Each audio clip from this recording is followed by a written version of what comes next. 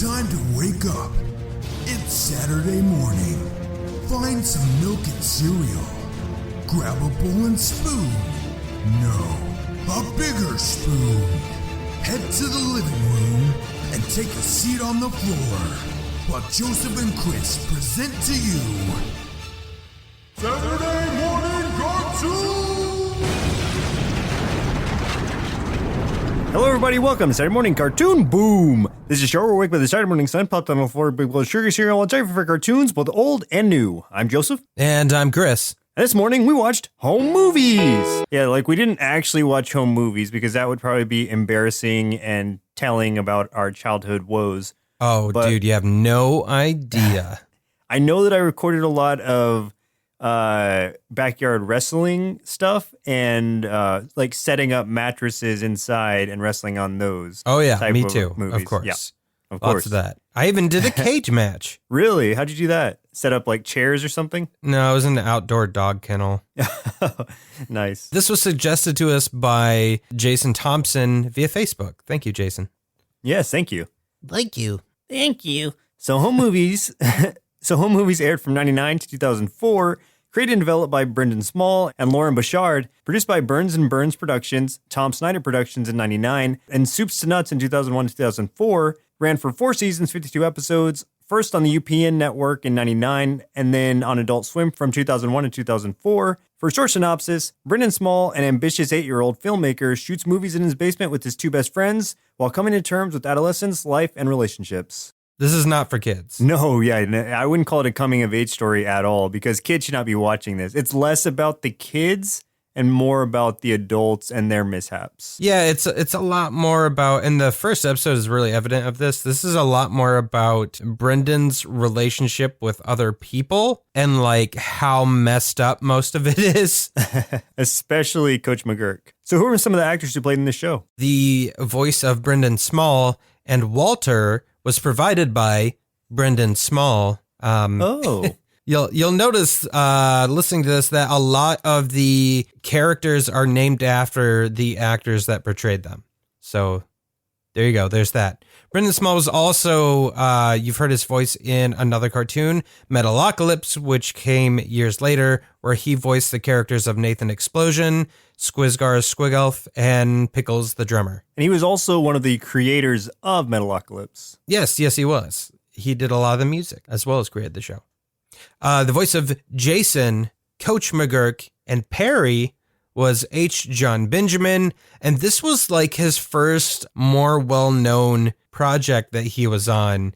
Because this preceded him being the character of Archer from Archer and Bob from Bob's Burgers. Yeah, like whenever I hear that voice, like I always think back to Coach McGurk just because that's where I saw him first too. The voice of Melissa was provided by Melissa Bardengalski, who hasn't had a whole lot on her acting resume. She's been a writer and producer, but she also did the voice of Lucy from Lucy, Daughter of the Devil, in which her father, Satan, was portrayed by H. John Benjamin. And then last but not least, the voice of Paula Small, which was Brendan's mother, was Janine DiTullio, who mostly has done writing, not a lot of acting here, but she was a writer for Conan O'Brien, Jimmy Fallon, and on Metalocalypse. And I think Paula Poundstone also did Paula Small for a brief period. Yeah, probably. So for VJC Marshmallows out of our big bowl of home movie cereal, in the first season, the show used the animation process called Squiggle Vision that debuted in Dr. Katz Professional Therapist in 95, but it only aired 6 episodes in its original UPN ABC Saturday morning run. And when it was picked up by Cartoon Network's Adult Swim in 2001, 7 more Squiggle Vision episodes from the original series were aired before transferring to Flash for the new seasons. So basically the whole first season was Squiggle Vision. And then it was kind of, they decided that it was too much like Dr. Katz and kind of to let Dr. Katz have that animation style. And also they were getting like negative feedback, like I guess mixed feedback on Squiggle Vision.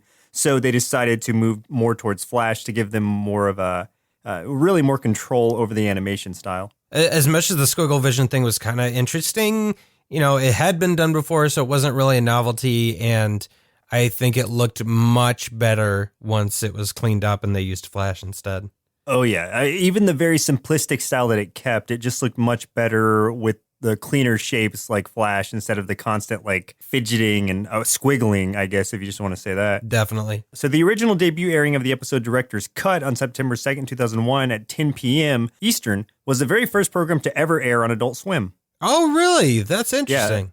Oh, I had no idea. Yeah, so this is essentially what started Adult Swim, or at least one of the very starting series, and officially the very first thing that aired on Adult Swim. That is cool. That is some really cool trivia right there.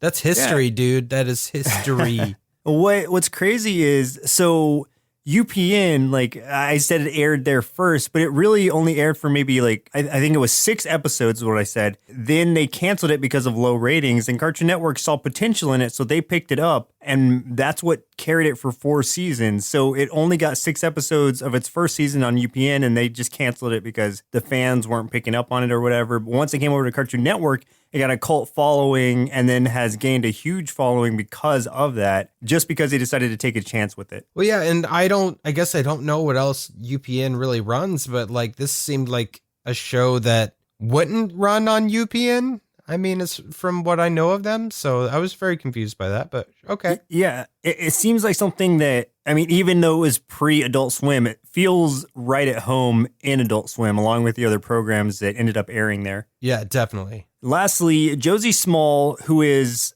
Brendan's adopted sister, the little baby. Yeah. She is voiced by the series co-creator Lauren Bouchard. According to crew commentary, the majority of her lines were taken from an extended recording of Bouchard making random gibberish noises. That's kind of funny. Yeah, and Bouchard is a man, by the way. I say Lauren, and I know it's kind of a unisex name, but it's a male in this case. That's a very weird name. Lauren? For a guy, yeah. Well, it's Loren. It's almost like Lauren Michaels from Saturday Night Live. Nope. Okay. Well, it's like the other day, like I heard that someone was telling me about a man named Chelsea. And I'm like, Chelsea just isn't a man's name. I mean, that's just weird.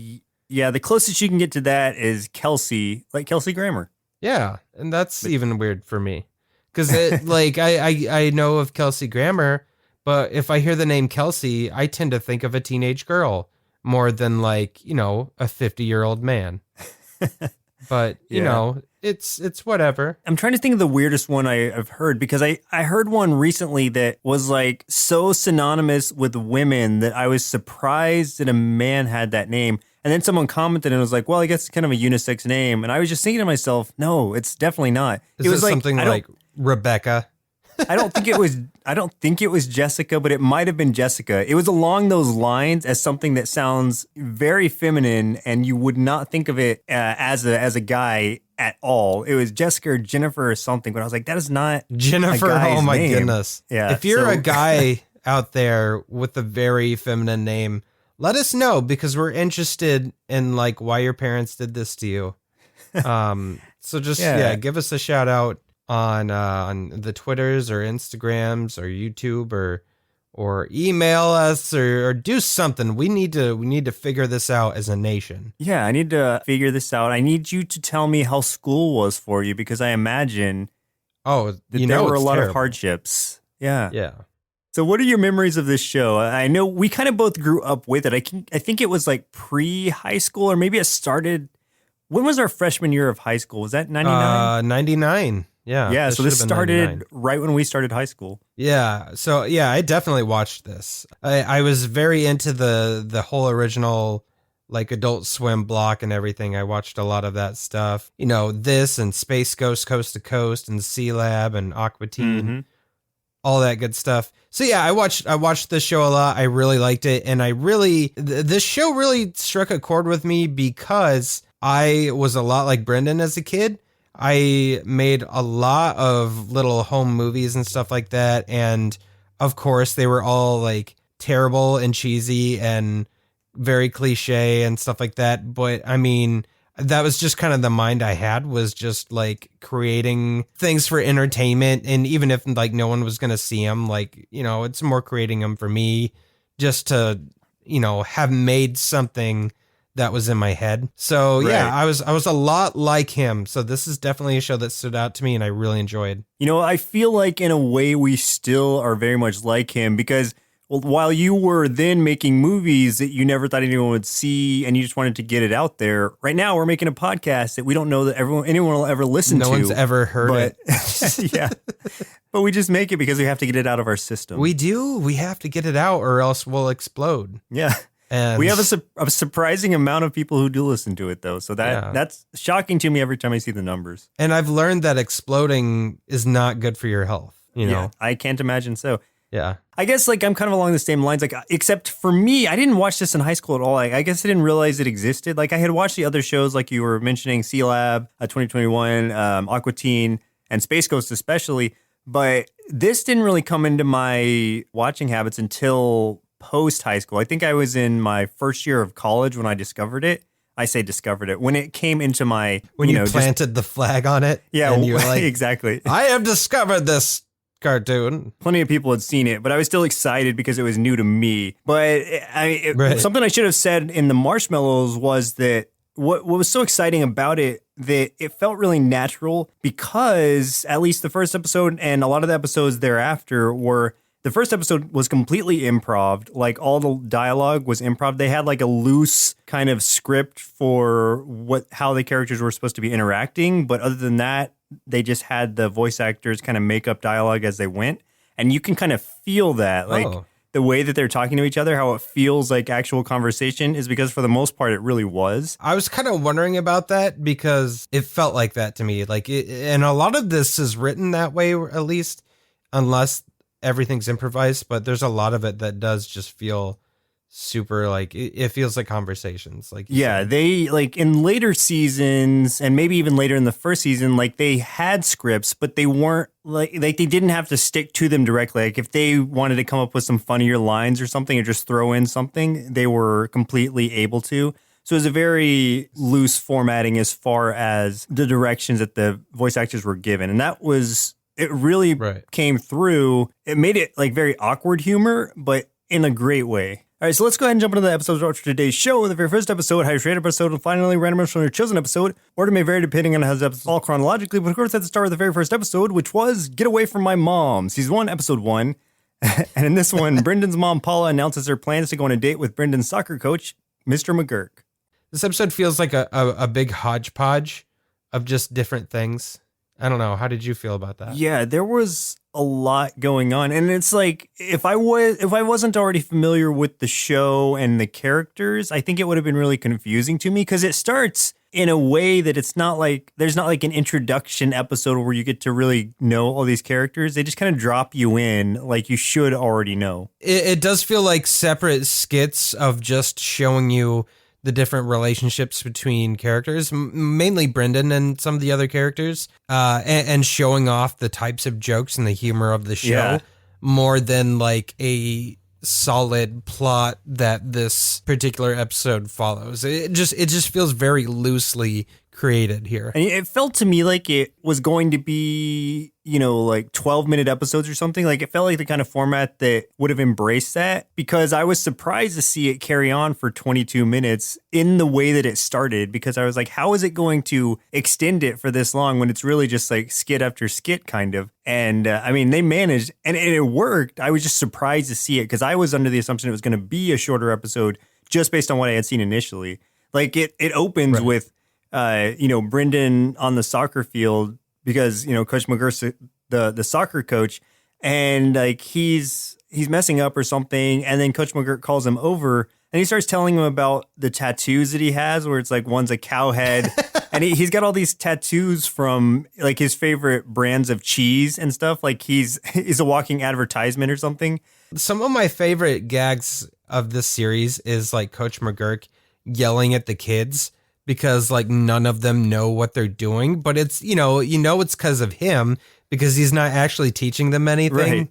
Because it's like he's constantly yelling, like almost every episode he's yelling at a kid named Jeremy and it'll be something basic like quit using your hands or like Jeremy, you're supposed to run. Yeah. Or like in this episode, one thing that Brendan was doing was running back and forth to the different goals and like didn't realize he was supposed to be kicking the ball. You know, he was just kind of running back and forth. We find out that Coach McGurk has never even played soccer later on. Yeah. And then it's like, okay, that makes a lot of sense why he's just completely inept as a soccer coach. Yeah, he's got no idea. On the surface, it's just very like a lot of really subtle, like not dry humor, you know. Deeper than that, you know, Brendan, his mom, Paula, like she's a single mom right now taking care of 2 kids. And so in a way, in a really strange way, Coach McGurk is almost like a father figure to him. Not a great one, but he is kind of his replacement father figure because his dad doesn't really come into play until like later on. And then he's kind of dropped, I think maybe like 2nd or 3rd season or something. I do like, though, just some of the weird stuff that kind of happens because of that, like with his stepmom and all that. But that'll be in a different story. But here, yeah, we're introduced to a lot of the characters. We don't really get introduced to Jason much. We just see him in the movie that Brendan's been making, and this one is called Dark Side of the Law, which is just them pretending to be cops, but hitting like every cliche possible. Brendan and Melissa are very kind of straightforward characters. They have their personalities, and they're a little eccentric in their own ways. They're still pretty down to earth. Whereas Jason, he can be like super like quiet and down to earth, but at other times he's just like an explosive personality in a weird way. Like it just kind of comes out of left field. Especially like if he has candy, because he kind of loses his crap if candy's around. Like he's like an addict when it comes to that. Melissa's dad, Eric, is pretty funny too. He's like the kind of dad you would think of when you think of dad jokes. Like that's that kind of dad. So here, like one thing he keeps doing is he's talking with like a duck voice, and which was cracking me up. And like there's the scene where he says something and Brendan's like, oh, you can't say that and stuff like that. I'm a child, you know, things like that. And I just think that kind of stuff is just really funny because it's not like he was actually like doing something. It's just how these characters joke around and interact. Fun tidbit. So the character, Melissa's dad, you said his name's Eric, right? Yeah. I just couldn't remember his name. Okay. So that character, his look is based on the actual actor that voiced, not him, but voiced Lynch, the principal or whatever. Oh, really? Yeah. So his name's John Lynch, I believe. If you look him up on IMDb, yeah, like he looks like Melissa's dad. In that same scene where he's doing the duck talk, what made me laugh actually was when he spit up all over himself trying to do it. Yeah. I forgot about that. He seems like a really good-natured guy because he was laughing at himself too after he spit up on himself. Yeah, like definitely. Everybody was having a good laugh in the car. All the characters are pretty good. They're all pretty funny. There isn't really like one character that I think that I don't really care for. Yeah, it's because they're all imperfect in their own ways. They're all unique. And so it's not like there's one like main character who's supposed to be the protagonist. I mean, I guess that would be Brendan if it was going to be anybody, but if nobody who it's like, I hate this character because they're against this character. It's nothing like that. It's like you appreciate them all, even though they all have different relationships with each other and those around them. Yeah. We get to see Brendan go to Coach's office, which is also where he sleeps sometimes, I guess, because he's got a sleeping bag in there. He's kind of like, I think he starts out semi-homeless. It doesn't stay that way, but like, yeah, they kind of leaned into that a little bit. Oh, do you remember the part with Jason where he's previewing or they're showing the movie preview or another movie preview or something the second time. And then it's got Jason in there saying like, my mom says I can't eat a lot of cheese because then I can't go. Oh, and then she has to put her, yeah. Then she has to put her finger up there to let it go. Yeah. And I was like, oh, that's so gross. But that is something like a kid would just talk about. Oh, absolutely. Like I probably would say something like that. I mean, what makes that even funnier is that a lot of that was probably improv. And so that's just a really funny kind of like tangent to go on. yeah, a lot of the best conversations are between the characters played by Brendan Small and H. John Benjamin. Because you can tell those dudes are just in a room just saying the goofiest crap. Yeah. McGurk is just, he gives a lot of really bad advice to Brendan.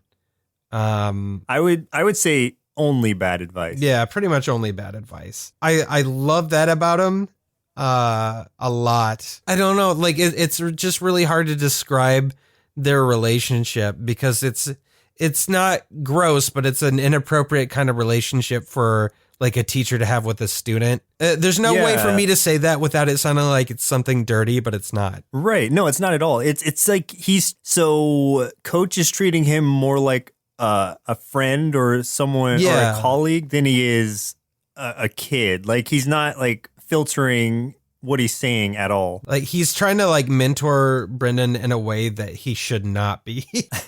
Yeah. Yeah. I think that's a good way to say it. No one's even asked him to. Not even Brendan has asked him to. Yeah. He just is offering this advice. And Brendan, I don't think wants it. No.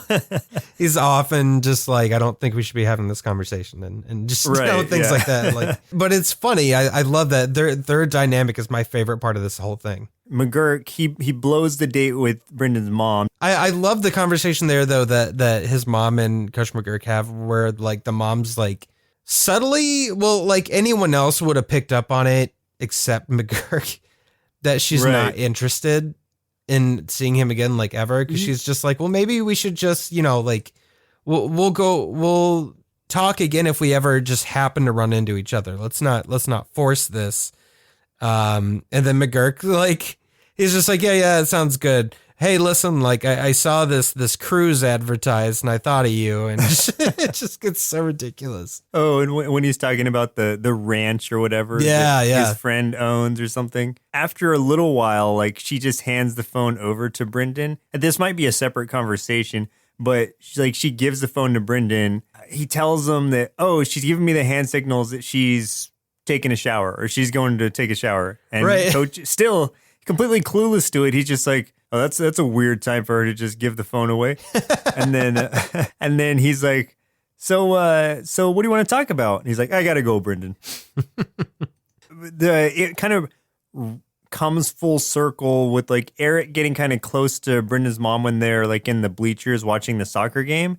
Like she's telling him like, something I've been meaning to tell you, I get really uncomfortable around you. I think it's a joke. Like he takes it as a joke, but it's like she might have some, like there might be some seriousness to it. Yeah, that's kind of the funny part is like a lot of this you can't tell if they're being serious just with the way that they do talk about stuff like that. Like the name of the episode, like Get Away From My Mom, like it comes back and that's how it closes out is with Brendan telling Melissa's dad to get away from his mom. Right, exactly. But I think it was a great opening episode, especially with it being primarily, if not fully, improv. Like, I really dug it. So the next episode we watched for today's show was Coffins and Cradles, Season 3, Episode 13. And this was my pick because since we're coming up on October, this was the only Halloween episode I could find, so I chose it. And luckily, it was a pretty good one. Yeah. Good job on not failing us. I try. So in this one, the kids are preparing for Halloween. Linda, who is Brendan's new stepmother, is preparing to have a baby. Coach McGurk is preparing to have a romantic night of his life. Despite all this, no one is prepared when things start to go wrong. So, and by this point, like the squiggle vision stuff is over, which is good. It looks so much better. It looks so much smoother, but it doesn't like compromise any of the original like design. Like the character designs, the backgrounds especially are very, very simple. And they're all wearing like onesies, basically. Like, yeah, the characters. Everyone has don't wear the same clothes. Even when they're wearing like an outfit, it'll just be like over their regular clothes. Yeah. And Coach, no matter what he's wearing, McGurk always has that whistle around his neck. Yes, no matter what, which is funny. This was a great episode. This is basically around Halloween. Melissa is dressed as the Grim Reaper. Jason is an insurance adjuster, which I just love that idea because it's such a Jason thing to just be something so simple and boring like that. Brendan like doesn't want to say what he's gonna dress as, and he's then so excited. Like Mr. Lynch, who is Mr. Lynch the principal or the guidance counselor or what? I think he's either the principal or vice principal. I want to say that he starts as vice principal first. Okay, yeah. So he's the vice principal, and he's going to take the kids out trick-or-treating. And then Brendan's saying, like, he's keeping it really under the vest, like, what he's going to dress as. And then Lynch he's very openly saying, like, he's going to dress as a kitty cat. And Brendan's just like, dang it. And because, like, that was his super secret idea. Yeah, he was so excited. Poor Brendan. What's funny too is you just think it's going to be something like really crazy and cool, But no, he was just going to be a cat. Like I said in the opening, this is where Linda comes in, Brendan's stepmom, and she's pregnant. And I think this is what you were kind of leading into earlier when you were talking about their interactions with each other. Yeah. So it's such a weird idea. You've got Brendan's stepmother, like new stepmother, who's temporarily living with him and his mom. And that's just, and she's pregnant with Brendan's dad's kid. That's just so weird. It's just such a messed up relationship. And, this is the stuff I'm getting at when I say there's a lot of like relationships and stuff that just aren't appropriate for a kid, but it's not in a creepy way. It's just like, this shouldn't happen. Right. And like eventually, like it leads to Brendan going to Lamaze class with Linda. He volunteered though, too. Like he was just like, I'll go. Yeah. And he was, what was he doing? He was like drawing or reading about something when he was supposed to be over there helping her. Yeah, he was just like coloring, basically. There's this whole side plot with Coach McGurk where this like representative from the Crystal Spirit family, this like weird kind of... It's a crystal cult, basically. Yeah, basically a religious cult comes to his door, and it's this attractive woman, I guess. And he's like, yeah, this sounds great. Sign me up. And then she comes inside and they're talking. And it turns out that they had known each other before, and from I think someone else's wedding. I can't remember whose wedding it was. It was actually Brendan's dad and Linda. Oh, it was that and wedding. Linda. Oh, okay, yeah. And so they have history, and so she stays a lot longer than you would think she would. Especially like us knowing Coach McGurk, it's like, wow, how is this even working, especially the situation he's living in, where I mean he lives in just this trashy house. His bed is like a fold out couch or something. Yeah, I don't know, she's just really quote unquote easy, I guess, to put it nicely. Yeah. And so yeah, like she's there staying with them for a while. Like it gets to the point where they're about to sleep together, but the coach like starts having like a heart attack, and he's just like, call 911. And then she's like, what street do you live on? And he's like, I don't know. Just look at the mail. It's on the table. And it's funny, though, because when they kind of zoom out, the street that he lives on is called Lonely Avenue. Yeah. That cracked me up because he just had no idea, like, his address. Yeah, I didn't even know his own address. The idea of that is just hilarious to me. So we've got, Linda being pregnant on one side, leading them to the hospital. And then on the other side, you have Coach McGurk, who had a heart attack, so they're going to the hospital. So that kind of brings both these parties together. The hospital is where even funnier things start to happen. Oh my God, yes. Well, one of the things I like, there's a ongoing joke where Lynch is in his cat costume, and he's pretending to be a cat the whole time. Like he's constantly licking his paws and walking around on all fours and just being ridiculous. And meowing and stuff, and even licking other people. Oh, it's so gross. Yeah. and McGurk was dressed as he was going to go to this Halloween party as a woman, and he like lets it slip at some point that, well, we know he's like wearing pantyhose and stuff for his like costume, but he kind of lets it slip that it was his mom's pantyhose, and I'm like, why? Yeah. Dude. Just everything about this character is so wrong. Yeah, everything is just wrong. Like this should not be happening. Oh, it's messed up. This is where we get to also explore Jason's addiction to candy. He says he's been cold turkey for, I think, 31 days at this point. Right. And Lynch kind of is offering up candy when they're in the hospital waiting for the baby to be born. He just keeps tempting him with it to where he's like, all right, I'll take it. And then he like takes all of it and just kind of goes crazy. It's almost like a transformation. And so it's a perfect episode for it to be on Halloween, where he turns into like a candy vampire or a candy werewolf of sorts. Wow. As he's eating, just stuffing his face full of candy. And like, I love how like they portray it like so horrific. Like Melissa's so upset about it. Like, oh my God, I can't watch. Yeah. And when she finds him like tucked away in like a one of the storage closets or something, he's just like, she's like, what are you doing? And he's like, I'm just drinking glucose. And then, it's so funny when she starts slapping him, trying to get him to come to his senses. Right. She Just like, slaps "I got him like a few times, and he's like, all right, I'm good. I'm under control. And then she keeps slapping him. He's like, Melissa, I'm fine. Stop slapping me. I'm calm. And she's just like, what has gotten into you? And she keeps going. It's great. Yeah. Oh, did you notice it? Okay, so the baby, Brendan's sister, like she was dressed as a devil, but her hair was styled in like to where it said 666. Yeah, I did notice that. Yeah, that was a really cool little addition. I didn't notice it until a little bit later in the episode, but I was Sure. like, oh, that's really cool. That's neat how they just added that in. They don't bring any attention to it, but it's there, so it's something to look at the whole time. The way that the episode closes out was really funny too, because Lynch fell down the stairs because he was looking for the kids and just kind of crawling around meowing, and he just like he trips and falls down the stairs while he's looking for them. And then so he's drugged up in the closing scene, and he comes in talking about how like he fell down the stairs because he was looking for them, blah, blah, blah. And he's just complaining and meowing at the same time. And then they're like, what are these drugs that he's taking? That's what I need. Oh, Like, yeah. I want to act like a cat too. The doctor, like during the credits, is just like, who wants drugs? He's like, I'm Yeah. gonna make a stop. And then asks And then he's like, if someone wants Linda's yeah. placenta. Because he's like, I'm just going to throw it out. So gross. It's so gross. It's in the credits though, so you're not seeing anything. You're just Yeah. hearing all this dialogue, and it's so funny. Oh my God. My favorite part was when Linda was giving birth and just she's really upset because, you know, she's in pain. She starts getting mad at Brendan and starts like cussing at him, and he just starts cussing back because he gets so frustrated. He just like leaves the room because he's so mad. Yeah, at they're her. just cussing each other out back and forth, and that was so funny.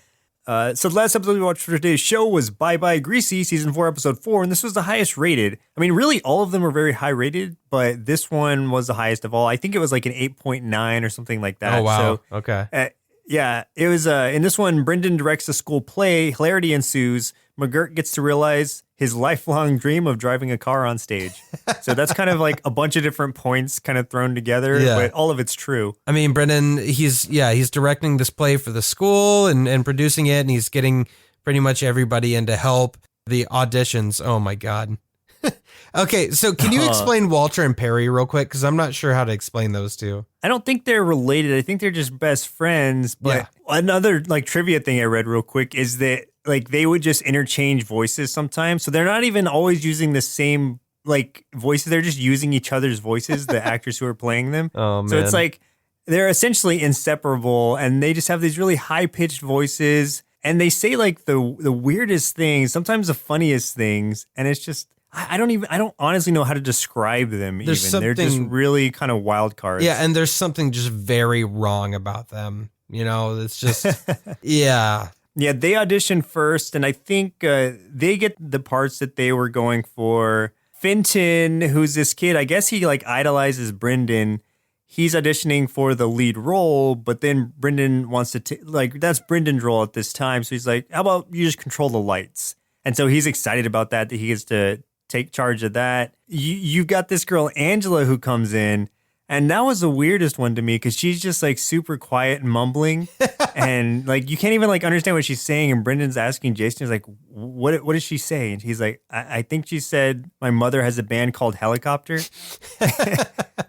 And so like she's talking really quiet, but then she starts doing the singing. It's kind of like a funny like whatever kind of song she was singing, and Brendan's impressed by it, so he gives her the lead female role. Because there's going to be a lot of singing involved. Right. And, I mean, it didn't really pan out, but we'll talk about that when it gets there. Yeah, she just goes catatonic when she's not singing, basically. Yeah, she doesn't even move or anything. It doesn't even look like she's alive. I love that. Melissa wanted the lead role, but she gets cast as the best friend of the lead role, who is called Noodles. And that also ties into this pie eating scene that she has eventually. So Melissa earlier in the episode found out that she was allergic to kiwi. Yeah. And that she had to have a like an insulin shot, or not insulin. What is it called? Like the EpiPen. Yeah, the EpiPen. She had to have that in case she ever ate kiwi, so her throat didn't close and she died. So she had that, and she kept trying to teach everybody how to use it, but everyone was kind of ignoring her. So yeah, she wanted the lead role, but it was given to Angela already. So Brendan gave her the part of Noodles, and then she told her like, "How about you don't sing?" Because like I don't know if at one point like she had tried to sing like earlier in the series, and we just found out she's a bad singer, or Brendan doesn't like her singing, because be. he's like, how about instead of singing, you just sing talk, like just talk through it. Shannon, who is this, I guess, the school bully, or at least Brendan's Definitely bully. Like, he Brendan's sneaks, bully. Yeah, for sure. yeah, he sneaks into Brendan's room. Like, this is after the auditions and everything. Sneaks into, but I guess after the close of the auditions, Jason wants to audition for the part, and Brendan's like, no, you've already got it. You're fine. You don't need to audition. But he's like, but I want to. Like, I need to officially audition. He's like, all right, well, I'm going to leave. So you audition, and then, you've got the role. Just don't worry about it. And so it like exits the auditorium, or Brendan does, and then Jason's just singing to himself in this weird, like, low tone. And he's doing like some sort of little Brazilian song or something. Oh, Brazilian Sunspot. Yeah, that's the one. Shannon sneaks into Brendan's window, and he wants the lead role, and Brendan's like, but I have the lead role. And he's like, I would really like to be in your play. And then he's talking about how, like, he sees Brendan wearing PJs with the feet, and then, like, trying to, like, blackmail him. And he's like, yeah, like, that's fine. They're comfy or whatever. And then he starts, like, really, like, kind of like not choking him, but like really kind of squeezing him, like holding onto him tight. Yeah, like a headlock really hard. And yeah. When's rehearsal? And Brendan says, like, tomorrow at 3. Sorry, I can't make it. And so they're trying, like, he's got the lead role now, but he's like he's the one who's like never shows up or doing it. So Brendan's having to work around this guy having the lead role, who's not even ever there to rehearse his song. Right, yeah. And I think Brendan takes some backup spot. I can't remember what the role he took was. Oh, he took Jason's spot, the spot that he was going to and then Jason. moved Jason out to where Jason was going to be doing, like, the curtains. The day of the play, just, like, everything goes wrong. Brendan's mom's painting the backdrop, and it's supposed to be summer, but she painted it in winter. There's, like, a snowman and stuff. He's freaking out, so she's like, we'll change it, it's fine. The moment the play is beginning, Lynch comes out and says that Shannon's been suspended for his 23rd strike, because 23 strikes and you're out. Yeah, that's Lynch's policy. Yeah. They find out the pie that Noodles is supposed to eat is made of kiwi. It's a kiwi pie. They're like, why? We've never even heard of that. Why would you even have that? Yeah. Brendan's just like, what a weird thing. Yeah. So Melissa's freaking out. And she's like, okay, I got to remember not to eat the pie. McGurk keeps driving the car out when he's not supposed to. And he's like, oh, sorry. And then backs up. Oh, yeah. That was the only way that Brendan could get McGurk to play the part, is that he was able to drive his car on stage. Right. And McGurk's like, that's been like a lifelong dream of mine to drive a car indoors. Yeah. The girl freezes up and doesn't sing at all. She just sits there, doesn't do any lines. She just sits and stares at the crowd. Yeah. Jason's having to like try to like make up for it by singing, and also like calling out to Brendan between his lines. Yeah. But Brendan's like busy because he's got like all this other stuff going on, and like isn't paying attention like whatsoever to what's happening. So it's like, who knows how long Jason was out there on the stage? Like, it seemed like a really long time. Like, it was cutting between scenes and showing other things, and it would cut back to Jason on stage trying to wing it. He's still working on it. Like, what do I do? Another funny thing was like, so like during like the entire thing, his mom, Paula, is still painting like throughout the play, still painting the backdrop, trying to turn it into summer. Oh, Shannon shows up finally. He's trying to find out who ratted him out, like who ratted on him that got him suspended. And it ends up being Fenton. And Fenton is still controlling the light. So he goes up, finds Fenton, and then like asks Brendan to kindly leave them alone for a moment. Basically beats him up, and then I guess like hangs him from a rope, or hangs his foot from a rope and drops him down onto the stage. And so and the audience starts applauding when he drops down. Yes. Melissa ends up eating part of the pie because she's getting really nervous, and like she's like getting really in the moment. Brendan tells her to fake eat it, but instead she actually eats it. And so she's freaking out. And that's when we see this character Junior, who also oh my God, we see has a crush on Melissa, and he's telling her that, and she's like, all right, great, but would you use this pin on me if I eat pie or whatever?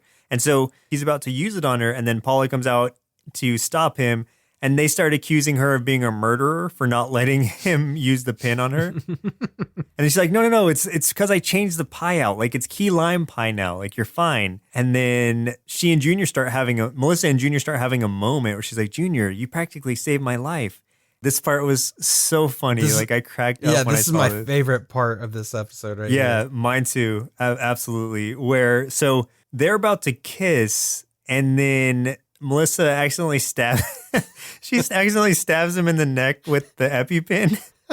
And then he just like freaks out, and he's still like going through with all his lines and stuff. And with to cap that off, like when he's out on stage later on, we just see him collapse.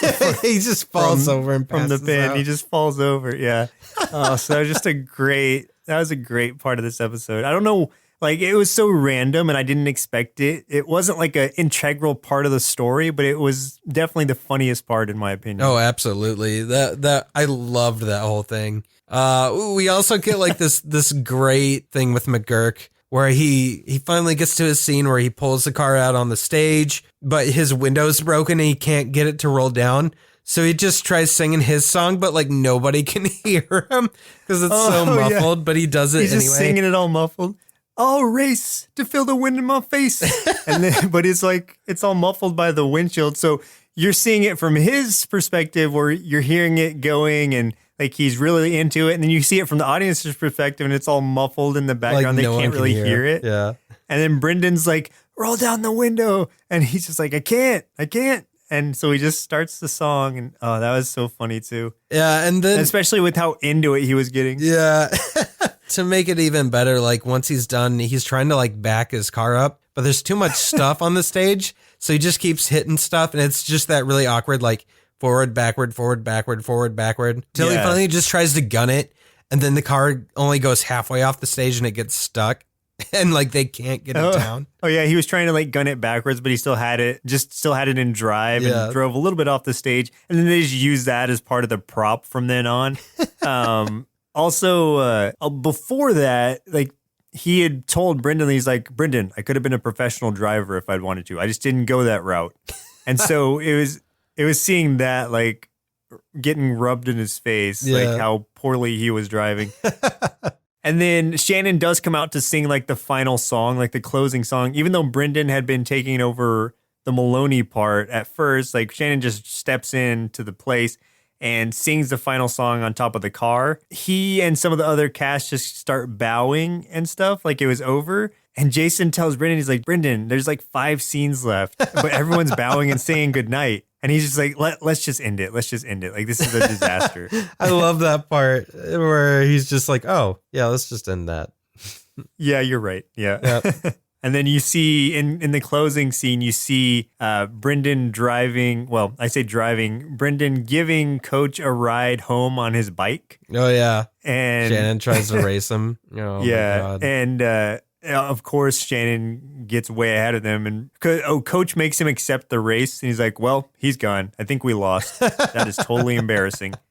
Yeah. And that's how it closes out. Oh, man. This is so good. I'd heard some comments, I read some comments that like they felt like, or they knew that the 4th season was going to be their last season. So a lot of times they just kind of went off the rails with a lot of these episodes. Oh, okay. This one, I think still kind of kept in the boundaries that they usually have. But some of them were just like almost straight parodies of other movies and stuff. Yeah. So I didn't see any of these to confirm, but that's just what I had read was that they started to really kind of do their own thing in that last season, knowing it was their last one. Well, that makes some sense. And it made for like some of their best episodes because that one was just fantastic. Yeah, I think that was probably my favorite episode out of the ones we watched. Yeah, absolutely. Well, Chris, looks like it's about time we send our inner kids to join the soccer team while learning valuable life lessons from Coach McGurk about the perils of tattooing their favorite cheese logos on their bodies in a drunken stupor. Then find out what they thought of the show Home Movies. I really like this show because it's funny and they're trying to make movies, just like I do. And Coach McGurk is what I want to be when I grow up, living life like a real man with no one to hold him back because he's so alone. So I gave this cartoon 4.5 bowls of kiwi-flavored cereal out of 5. While Brendan and his friends are essentially the main characters of this show, and they do make home movies together, the struggles that they go through are generally more reactionary to what's going on in the lives of the adults around them. The loose formatting, improvisational dialogue, and all the characters having their quirky traits/flaws help make this show feel a lot more authentic than heavily scripted shows usually do, even with the incredibly minimalistic art style. While I very much enjoyed the subtle humor and more true-to-life storytelling, this cartoon was clearly aimed to be viewed through a more mature lens. The more life experience you have, the more easily you'll be able to relate to the presented scenarios, the more you'll be able to appreciate the show. Also, it basically started Adult Swim, so that tells you all you need to know about the target audience. Overall, I'd give Home Movies 4.5 big bowls of Race to Feel the Wind in My Face cereal out of 5, and recommend you check this one out. Also, I think I need to find some of the hospital drugs that make you act like a kitty cat. Maybe then I can communicate with my cat and convince her to clean her own litter box. Meow meow meow, meow meow meow meow, ow, why'd you bite me? If you ever discover that secret, or find those drugs, let me know, because I've got a few cats that, they owe me. That's all I can say. I don't have cats anymore because of that moment right there. I tried to communicate. It failed. That drew a dividing line between us. You know, cats and I just don't get along. That's how every relationship with a cat ends. That really is. You get a cat, it becomes their house, their stuff, not yours anymore. You don't own that stuff. That's cat stuff. It's cat stuff now. Yeah. Yeah. So do you have any final thoughts on Home Movies? Yeah, like it was cool stepping back into it. Like this was one I was excited to watch because it had been a long time since I had. And I was wondering, since it had really been over 10 years, how I was going to feel about it now, having had a lot more adult experiences than I had back when I originally watched it. And I wasn't disappointed. Like this, even though the scenarios are exaggerated a bit more, they're still relatable. And there's still situations you can kind of compare to your own and parallel your own life with. And that's where I really felt was one of its strong suits, was whether you're looking at it from the kid's perspective or the adults, you can find something where you're like, oh yeah, I've been through that, or oh, I've been through something similar. And it makes it even funnier. Even though it's a really dry humor, it makes it feel more relatable and real. So that's a really strong point of this show. Push the animation aside. Like if you think looking at it like, oh, I'm not going to be a fan of the animation like that, you stop caring about that almost immediately once you appreciate the humor. And if you can get on board with that, I think you'll really have a good time. Yeah, I think that getting past that first season's animation could be a challenge for some people, just because it just looks very crude, because it wasn't that squiggle style thing you talked about. It looks extremely low budget, but the humor there is fantastic, and it's worth sticking through. Like, definitely, you don't want to miss it, regardless of how it looks. This is a show I loved watching as a teenager. I still love it. I think it's criminally underrated because of the animation simplicity, not just in that first season, but, going onward. It's not complicated animation. It's very simple. But the writing is so quick-witted and realistic as far as, like, it feels like real conversations. That every time I catch it, I always catch things that I never did before. So if you haven't seen this before, this is seriously a must watch. Oh yeah, definitely. So thank you, Jason, for suggesting this to us. Yeah, it was fun stepping back into it, and I got to see it on Hulu, so I'm definitely going to watch some more of it. Yeah, thank you, Jason. Well, listeners, looks like our milk supply is now run dry, so it's time for us to say goodbye. And next week, for the start of our October celebration for 2018, we'll be watching Monster High Electrified, suggested by Ira Sutton. Oh, man. You know what? Like, I'm not ashamed to say that I'm excited about this because I had a really good time with Monster High last year when we watched it. Heck yeah, I'm ready for some Monster High. I'm all about these teenage werewolves and vampires and all that good stuff. I'm so in. Yeah, there's no shame. No shame. There's no shame, so don't make me feel ashamed. Stop making us feel ashamed. Stop it. I just want to love. But yeah, I'm super excited, and I'm super excited not only for this, but to get into October, because we love doing October. I think this is our fourth one, man. Really? Man, have we been going for that long? I think so. That's awesome. I mean, yeah, it's great. I love October, though. Just October in general, but October especially, because it gives me a chance to see, you have a whole list of like, I don't even know how many, but cartoons I've never even heard of that are horror inspired or Halloween inspired. So there's so many to choose from. We could literally do like October every year for the next 100 years. Forever. And forever. Yeah. The next forever years, and never run out of shows to watch. So it's going to be a good one. That's what we're going to do. We're going to do it for the forever years. Forever years. So I assume for all of you hoping that will stop. Too bad. Too bad. Once again, I'm Joseph. And I'm Chris. We'll see you next Saturday. Presented by Nerdsloth. A place for lazy nerds. If you like what you heard, consider donating at patreon.com/nerdsloth so we can continue bringing you quality shows. Be sure to also leave us a review and share your favorite episodes and clips on social media. If you're looking for more content, visit us at nerdsloth.com.